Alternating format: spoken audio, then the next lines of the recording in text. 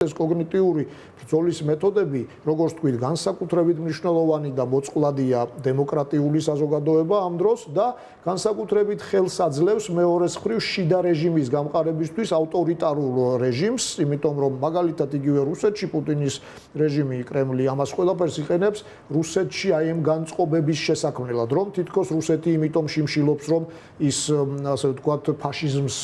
ებრძვის და ევროპის გათავისუფლება უნდა, ხო? იგივე ნარატივები გარკვეული, ასე ვთქვათ, სახესხვაობით, ეროვნული სპეციფიკის გათვალისწინებით ვრცელდება